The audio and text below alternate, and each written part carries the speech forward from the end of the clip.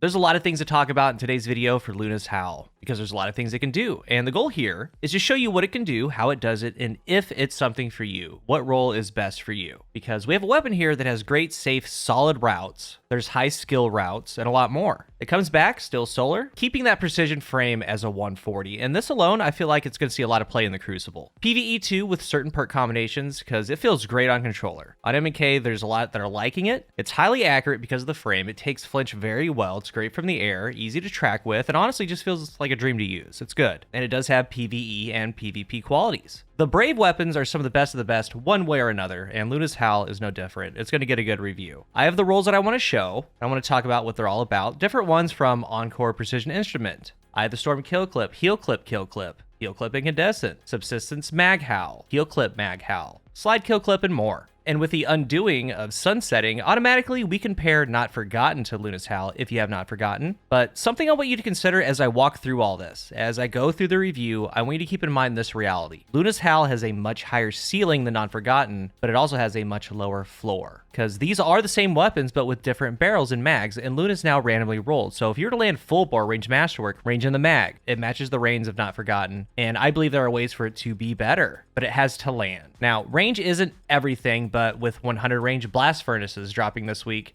and there's a ton more that hit high range out there, different weapon archetypes, it's not a bad thing to want range the most. Not Forgotten is set with high range for it, 71, but it also has Zen Moment to go with Mag Howl. More on that later in the PvP section. In the third column, we have Eye of the Storm, Discord, Encore, Slide Shot, Enlightened Action, Heal Clip, Subsistence. In the final column, Incandescent, Magnificent Howl, Kill Clip, Opening Shot, Desperate Measures, Precision Instrument, Harmony. It also has a great origin trait, Indomitability. If you're on a light subclass, when you get a kill, 5% grenade energy is coming back. On a dark subclass, 5% melee energy. It's awesome, and that plays into it in PvE. I first want to start off with what makes Luna, and that's Magnificent Howl, reworked. The number of precision final blows before reloading affects the total rounds granted with increased damage and range. Precision final blows with Magnificent Howl active extend the effect for additional rounds, so it refunds it. So after you get a precision final blow, a headshot final, you get a stack of precision final blows. It maxes at 10. With whatever stacks that you have, you reload. Those stacks turn into Magnificent Howl stacks. And with the Magnificent Howl shot, they deal 50% more damage. Increase fall off on the range. And if you land a killing blow with a Mag Howl bullet, it doesn't consume it, you get it right back. So it's a big part of the weapon. I want to break it down for PvE and the Crucible. Then I'm going to go over PvP roles overall, then PvE roles. First, PvP. It was the original PvP pinnacle. Through testing of Mag Howl, there is a sweet spot. Can you get 6, 7, 8, 10 shots of Mag Howl in the Crucible? You sure can. But I advise that you don't. The question comes up, how do you get large stacks of Magnificent Howl in the Crucible? And the answer to that question is two things. One, skill,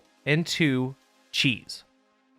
The skill part, self-explanatory. You need to land precision final blows, be aware enough to not die with your stacks, use the stacks when applicable. But the cheese part, holsters. 1 or 2 of them. In all the gameplay, I have 2. The more that you have, the faster it reloads. So in the gameplay, when I'm running around stowed, solar weapons reload over time. So you get a kill. If there's no immediate threat, swap to your other weapon, rotate, move around to your next spot with that other weapon. And in my case, it's a lightweight SMG for the mobility. When you bring Luna back out, it's at full magazine, keeping the amount of precision stacks that you had. And if there's multiple shots fired and you want more stacks, you switch, recover, rotate, run a little bit longer to get that full mag refill. And on the weapon itself in the third, we do have Slide Shot. There's also not so much for the Crucible Subsistence, but honestly, holsters get it done, and they get it done perfectly. So much so that you could go other routes instead of Slide if you want to use Mag Howl. So with Mag Howl, you get kills, you get stacks. How many stacks do you really need? First of all, not high stacks. You might be thinking 6, 7, 8, 10. That's just the goal. That's OP. No, not at all. You may get it now and again, but you're going to find out, just like I did, you can't escape Destiny 2. You can't. It will get you. No matter what. Maybe you're feeling good, got 3 stacks, 4 stacks, 5 stacks, get into the next engagement, get the first shot, feel good about it, all of a sudden, doomed petitioner. Linear fusion rifle. All that wasted. Or maybe you're 2 or 3 getting stacks up, then the toaster comes out of nowhere. Or someone's in the back with Jade, and oh yeah, all this gameplay is in hardware, there's no abilities, so not to mention supers out of nowhere. Grenades, charged melees, 10 is not the goal. Not even more than 5. So what is it? Well, take special notice here. 1 stack is great. As a matter of fact, don't sleep on it. Because remember, aside from the timer with the original 180 RPM Luna's Howl, The whole goal was the .67 as a 2-head, 1-body. And that was strong. That was on a 180 frame. You're on a 140 frame now, but you're getting ease of use. It's a 2-head, 1-body. It essentially turns it into kill clip on demand. But this is a heavy, heavy shot. 122 damage. 122 is more than half of max resilience health. Okay, that's a big number. And if you happen to get a final blow with just 1 stack, it's going to refund it. And unlike kill clip, it has a timer after a kill. You can just get a precision final blow, run around.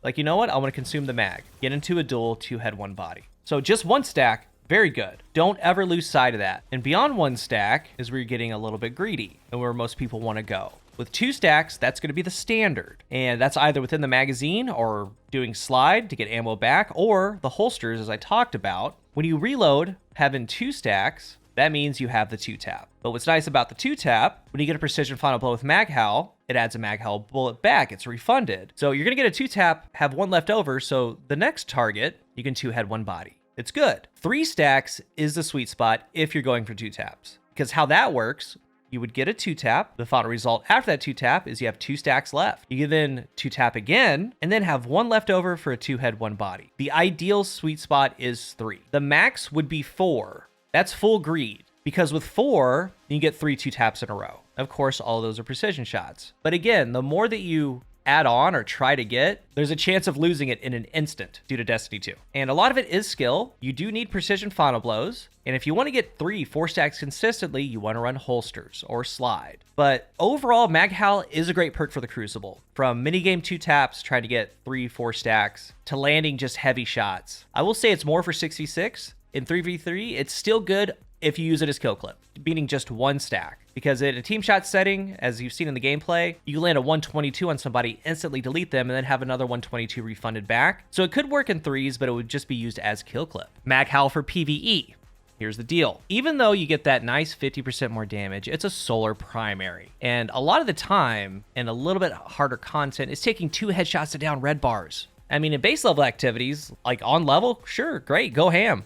Pretty fun to use, because what you can do is if you do get high stacks and load in 10, you can take out a little bit beefier adds, and every precision final blow, you're getting a bullet back. But most of the time, it's going to take 2 shots. Radiant with it, you can 1-tap most red bars, but the whole time, you're building up to this loop, right? This grand loop, this mini game. You're getting a full mag, 10 shots of big damage dealing rounds, but when you're there, in a little bit harder activities, you can 1-tap red bars easier, maybe some beefier red bars, and don't even get me started on yellow bars. Or a champion. Like, even with Mag Howl, it feels like a BB gun. And then you compare that to, let's say, an explosive payload 1-for-all Midnight Coup. It's a kinetic. It's getting 35% most of the time, a lot of the time. Just 1-tapping red bars where Luna can't. And if you were to want Magnificent Howl for PvE, it would pretty much have to be this role, Subsistence Mag Howl. Because in this gameplay, in this harder content, most of the time it's taking 2 shots, well, you get a little bit of ammo back. And then you get Radiant,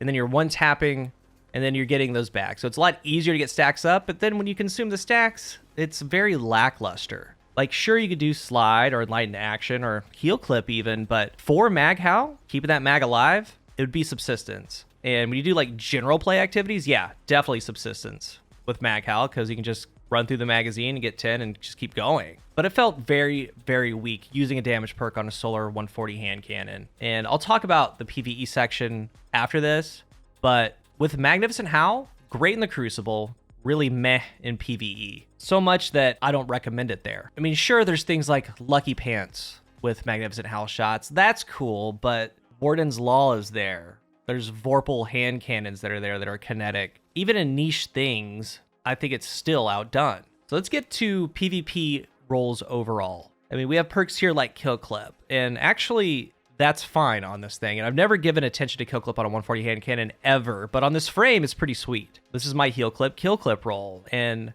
it's the same deal, 2-head, 1-body, big chunk damage of the 101s. It does better than most 140 Kill Clip hand cannons. It does, like, actually much better than other 140s. And like IS Luna comes to mind, things like that. But this thing, so stable, easy to track with, takes flinch well, good from the air. Like, it just does better.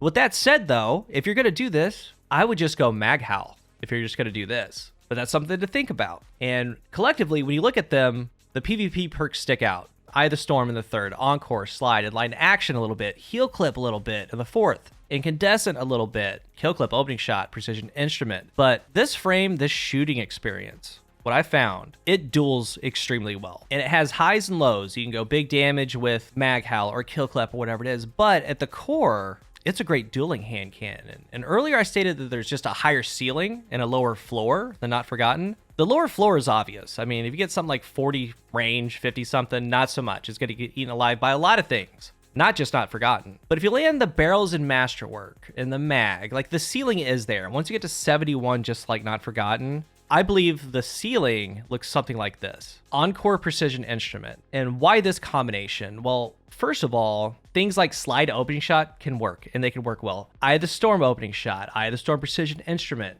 whatever it is, but Encore, remember it got a buff not too long ago. They added something in, and it was already really, really strong. After a kill for 7 seconds, you get stacks of range and stability and accuracy. So in this instance, after one headshot final blow with Encore, you go to 81 range, 73 stability, and that's with increased accuracy. Get another headshot final blow, and it can be refreshed, 91 range, 89 stability. And that brings us to Precision Instrument. Why Precision Instrument? I've used all the perks in the fourth and a lot of the combinations. I have a lot of the roll. And the one I have has 61 range. So with Encore 4, it gets to 81, not 91. And the whole goal with this thing is the dueling capabilities of it. What Precision Instrument does, as you land hits, just sustained damage increases precision damage. And what that does is it extends your 3-tap distance.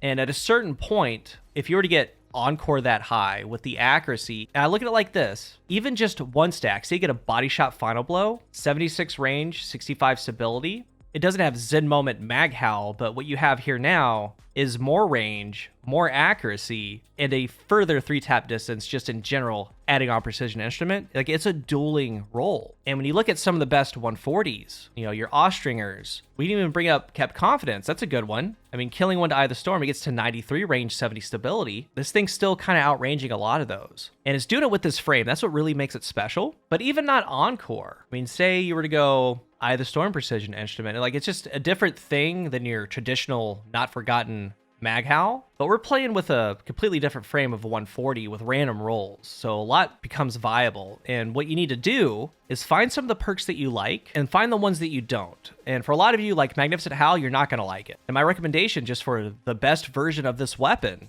would either be a version of Magnificent Howl with max range. That could be Encore Magnificent Howl, Heal Clip, whatever it is. Could be Slide. That's always going to be compared to Zen Moment Magnificent Howl Not Forgotten. But when you start pairing in the origin trait, the different third column perk, and the possibility of even more range with stuff like Encore, it competes. But on that, your Slide opening, your eye Precision Instrument, like those can all be really, really good on this thing. But I think it really does start with as max range as you can get, 71 to meet Not Forgotten, and then go further. And my top roll is that Encore Precision Instrument. That's nearly 100 stability, more than 91 range because you have the fall off of Precision Instrument. It's going to be pretty much 100 range hand cannon for all intents and purposes. But yes, extremely good. I've been having a blast using it. Stay away from desperate measures. Like, while yes, you can get some melee final blows, get to 30% more. And then if you have that with Radiant, you could 2-tap, but that's asking a lot. I'd be looking on trying Precision Instrument Mag Howl. Different variations of that with as high range as you can get. For PvE,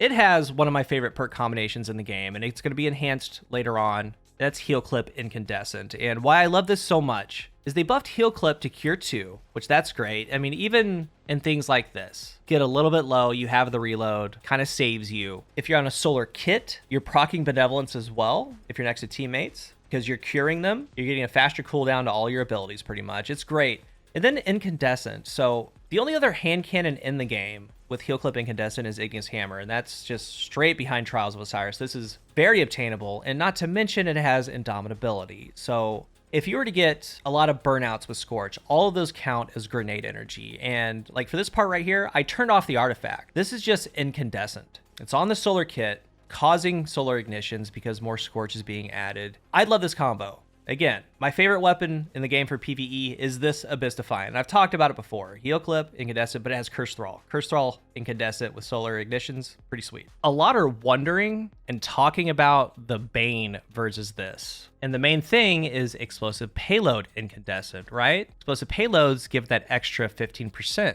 A lot of people are like, it's so much better, or Luna's is better. Like, it's not that deep, really. I think that they're both good. Sure, you're getting that extra damage. I think Cure goes a long way, and you're not tied to Solar at all. You can be on a Void subclass and Cure and heal yourself. Not to mention the teammates around you. They get Cure 1. I don't think it's that deep. I don't think that there's a tall hill to stand on, because I think they're both really, really good. And as far as PvE, Incandescent completely waxed Magnificent Howl. Absolutely destroyed it. Like, I couldn't wait to get back on Incandescent, getting away from Magnificent Howl. Because other than that, really, you'd be messing with Desperate Measures. Not so much Kill Clip or Opening Shot. Maybe Precision Instrument, and again, maybe Lucky Pants, Precision Instrument, or Lucky Pants and Mag Howl. Like, there's some little things you could do, but really, it's about Incandescent, with or without the Solar Kit. And Heal Clip is a perfect pairing with that. If not, Enlightened Action or Subsistence. So in closing here, what I found out, I wanted to show you the ins and outs of Magnificent Howl, how you should be thinking about using it in the Crucible. Like I said, don't sleep on one stack. That's still a really good thing that it does. And you're going to find, since it does so much damage, 122, like in a team shot setting, you can just delete someone. If not, you have the 2-head 1 body. And either doing the holster trick or just getting 2 kills of the mag, you have a 2-tap, then a 2-head 1 body. Like, that's really, really good. It duels exceptionally well. So much so that even though I do love some damage perks and 6v6, like, I was really drawn to Precision Instrument, because once you start using that, there's so many times with the Mag Howl or whatever, I'd see like 76, 74, 71. And I knew that if I had Precision Instrument to go to 76, 81, 86, or 85 or whatever,